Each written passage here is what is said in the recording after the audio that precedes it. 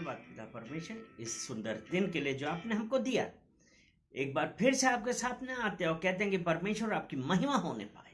पिता परमेश्वर हर सुनने वाले का, हर देखने वाले को पिता परमेश्वर आप अपने वचनों से आशीषित करिए। और पिता परमेश्वर आज आप अपने वचनों से जो बातें करने वाले हैं, जो बात करने वाले हैं पिता परमेश्वर, वो वचन पिता परमेश्वर आज हमारे अंदर बिल्कुल इम्प्लांट योर वर्ड।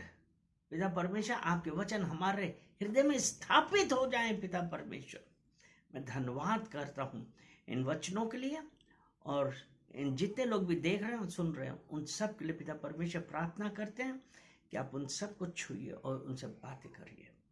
सारा आदर महिमा हम आपको देते हैं यीशु मसीह के नाम से, आमीन। आज हम पढ़ेंगे मरकुस की पत्री उसका 8वां अध्याय और वचन है 35 और 36। क्योंकि इसमें ऐसा लिखा है, क्योंकि जो कोई अपना प्राण बचाना चाहे वह उसे खोएगा, और जो कोई मेरे और सुसमाचार के लिए अपना प्राण खोएगा वह उसे बचाएगा। 36 वचन, यदि मनुष्य सारे जगत को प्राप्त करे और अपने प्राण की हानि उठाए तो उसे क्या लाभ होगा। यहां पे मेन चीज ये है, यदि मनुष्य सारे जगत को प्राप्त करे और अपने प्राण की हानि उठाए तो उसे क्या लाभ होगा। अगर हम मत्ती 4 अध्याय और 4 वचन उसमें पढ़ें, उसमें ऐसा लिखा है, यीशु ने उत्तर दिया, लिखा है मनुष्य केवल रोटी से ही नहीं परंतु हर एक वचन से जो परमेश्वर के मुख से निकलता है जीवित रहेगा। कि यीशु ने उत्तर दिया, मनुष्य केवल रोटी से ही नहीं, यानी कि हमारे जीवन में रोटी ही उतनी इंपॉर्टेंट नहीं है। इसमें ऐसा लिखा है रोटी से नहीं परंतु हर एक वचन से जो परमेश्वर के मुख से निकलता है जीवित रहेगा। अगर अभी कि मनुष्य केवल रोटी से नहीं वरन हर एक वचन जो परमेश्वर के मुंह से निकलता है उसके द्वारा जीवित रहेगा। अगर हम लूका की पत्री उसका 16वां अध्याय, उसमें आप देखिए लूका की पत्री उसका 16 अध्याय, तो हम उसमें क्या देखते हैं कि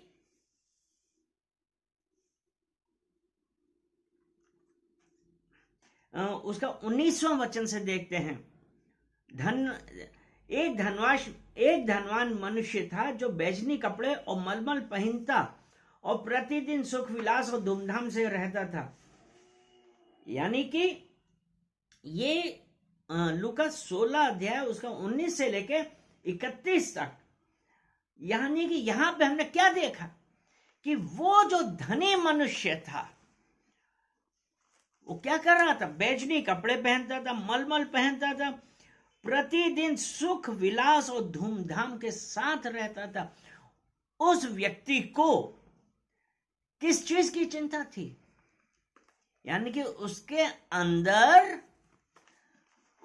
क्या था, उसके अंदर परमेश्वर की आत्मा के लिए कोई भूख नहीं थी। उसके लिए ये सांसारिक चीजों की भूख थी। और जो हम सांसारिक चीजों में रहते हैं तो हमारे शरीर का तो हम क्या कर सकते हैं, लेकिन हम अगर स्पिरिट में नहीं, आत्मा में नहीं है, तो हमारी आत्मा क्या होती है, भूखी रह जाती है। वो धनी मनुष्य, उसके अंदर शारीरिक भूख थी, क्योंकि यही लिखा है ना,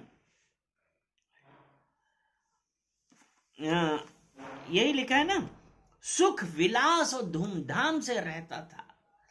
वो आदमी, उसको क्या था, उसकी बस एक ही जरूरत थी, पैसा, सुख विलास, धूमधाम, इन्हीं सब चीजों में वो व्यस्त था।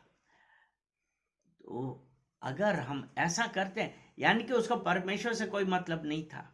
आज हम में से कितने लोग जो अब हम जवान थे, उसके बाद मिडिल एजेड हुए, उसके बाद हम और बड़े हो गए हैं, प्रौढ़ावस्था आ गए हैं, ओल्ड एज में आ गए हैं, तो अभी हम क्या देख रहे हैं?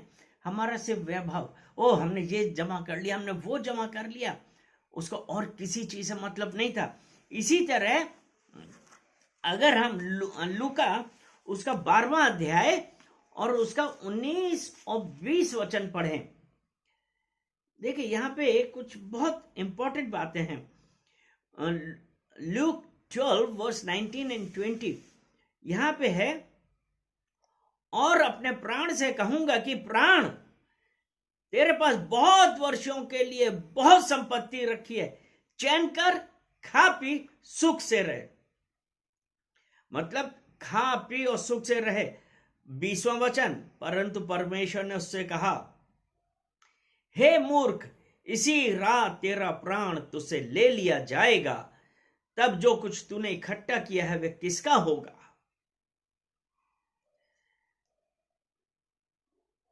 और 21वां वचन जो देखे क्या कहता है, ऐसा ही वह मनुष्य भी है जो अपने लिए धन बटोरता है पर परमेश्वर की दृष्टि में धनी नहीं है। आप इस संसार के लिए जितने भी धनी हो जाएं, लेकिन अगर आपकी आत्मा परमेश्वर के लिए नहीं है तो आप परमेश्वर के लिए धनी नहीं हैं।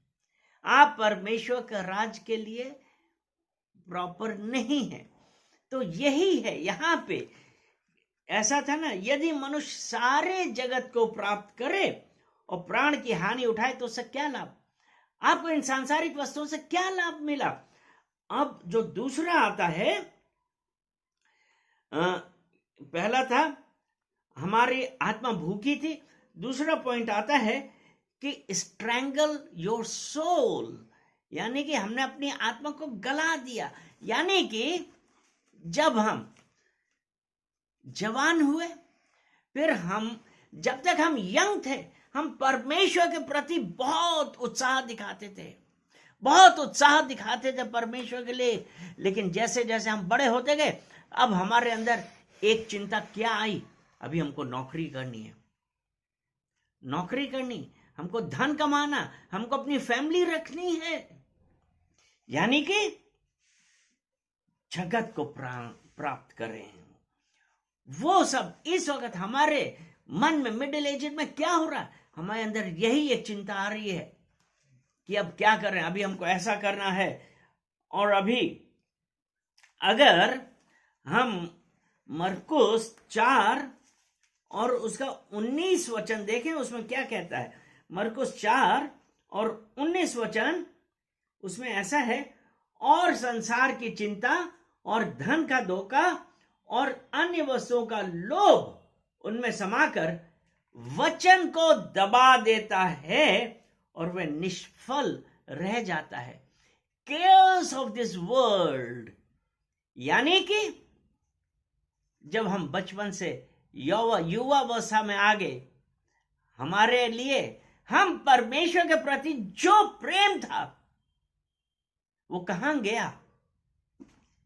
क्योंकि हमने क्या किया कि संसार की चिंता, धन का धोखा और अन्य वस्तुओं का लोभ उनमें समाकर वचन को दबा देता है, निष्फल रह जाता है। इसीलिए वचन, इसीलिए तो इस यहां पे कहा है, यदि मनुष्य सारे जगत को प्राप्त करे, यानी कि हमने क्या किया?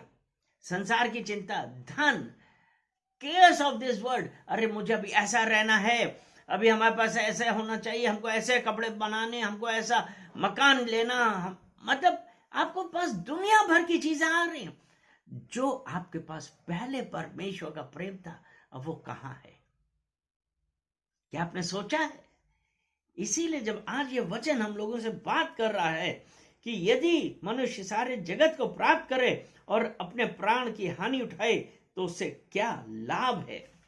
यानी कि हम इस संसार की वस्तुओं पे आ गए, संसार की चिंताओं पे आ गए। इसीलिए जब उसने कहा कि संसार की चिंता और धन का धोखा, संसार की चिंता और धन का धोखा, और इसीलिए जब हम इस संसार की चिंता करने लगे, हम परमेश्वर के प्रेम से दूर हो गए।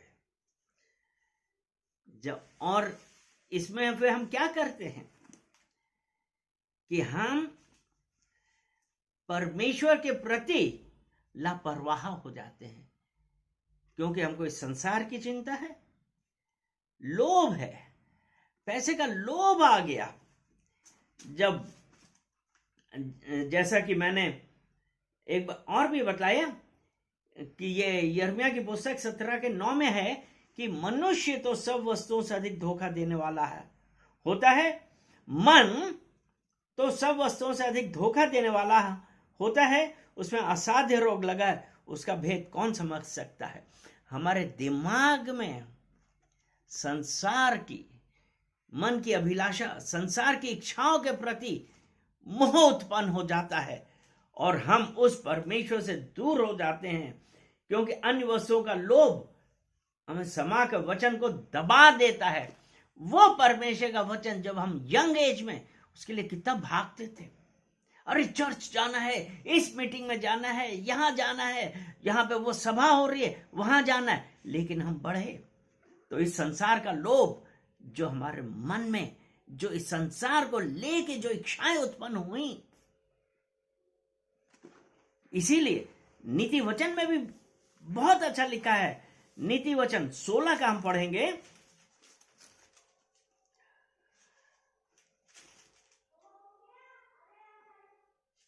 नीति वचन 16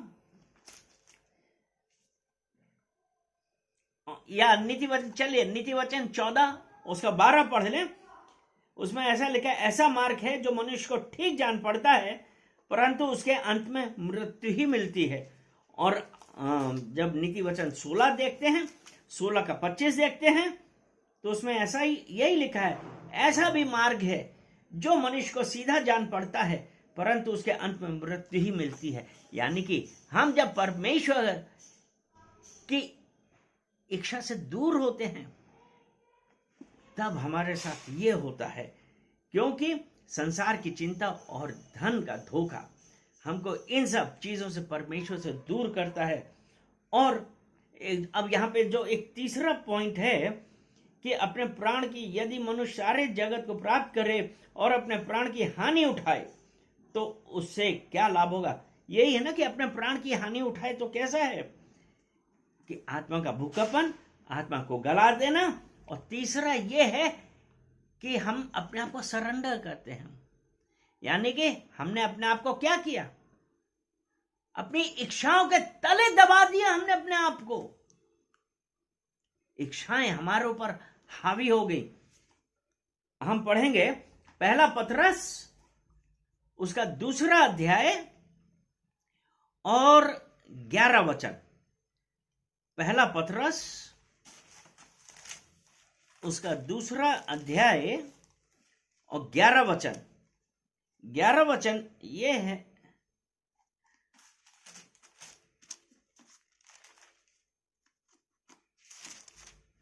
पहला पतरस 2 अध्याय 11 वचन। हे प्रियो, मैं तुमसे विनती करता हूं कि तुम अपने आप को परदेसी और यात्री जानकर उन सांसारिक अभिलाषाओं में से जो आत्मा से युद्ध करती हैं बचे रहो। यहां पे क्या, सांसारिक अभिलाषाएं, सांसारिक अभिलाषाएं जो आत्मा से युद्ध करती हैं। अब सांसारिक अभिलाषाएं क्या हैं? सांसारिक अभिलाषाएं, अगर हम कुलीसियों की पत्री और उसका 3 अध्याय और 5वां वचन, कुलीसियों की पत्री 3 अध्याय 5वां वचन, इसलिए अपने उन अंगों को मार डालो जो पृथ्वी पर हैं, अर्थात व्याभिचार, अशुद्धता, दुष्कामना, बुरी लालसा और लोभ। और उसका 8वां वचन है कि क्रोध, रोष, बैरभाव, निंदा, मुंह से गालियां बकना, ये सब क्या है? सांसारिक अभिलाषाएं, क्योंकि उन सबको प्राप्त करने के लिए हम ये सब यूज करते हैं। व्यभिचार कर रहे हैं, अशुद्धता कर रहे हैं, दुष्कामना कर रहे हैं, बुरी लालसा कर रहे हैं। ये सब चीजें हमको परमेश्वर के प्रेम से दूर रखती हैं, क्योंकि याकूब की पत्री उसका 4 अध्याय उसका 1 से पढ़ना चालू करते हैं। तुम में लड़ाइयां और झगड़े कहां से आ गए? क्या तुम उन सुख विलासों से नहीं जो तुम्हारे अंगों में लड़ते भिड़ते हैं? तुम लालसा, ठीक है, तुम में लड़ाइयां और झगड़े कहां से आ गए? क्या उन सुख विलासों से नहीं जो तुम्हारे अंगों में लड़ते भिड़ते हैं?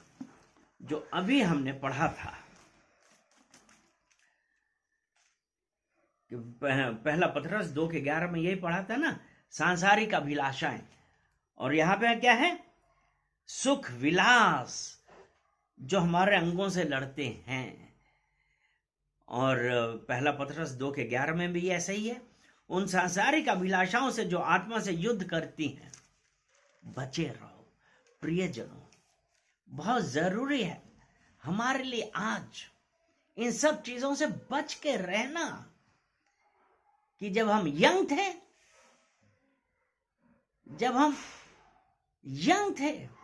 तब हम क्या कर रहे थे? परमेश्वर के लिए बहुत काम करने की सोच रहे थे, लेकिन इन सांसारिक अभिलाषाओं ने हमको परमेश्वर के प्रेम से दूर किया। हमको परमेश्वर के प्रेम से दूर किया। तो हमको क्या करना है?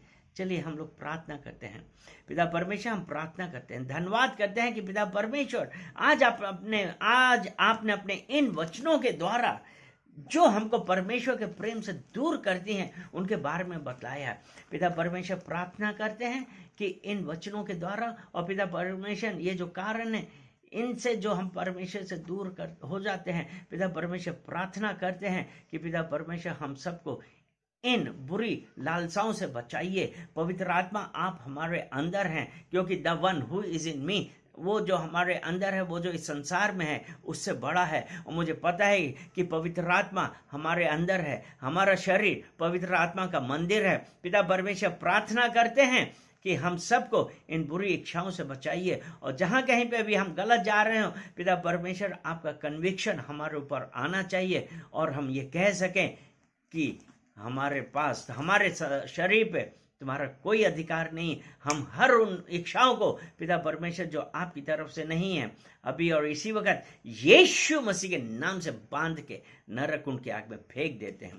धन्यवाद करते हैं पिता परमेश्वर कि आज आपने अपने वचनों के द्वारा हम लोग से बातें करी।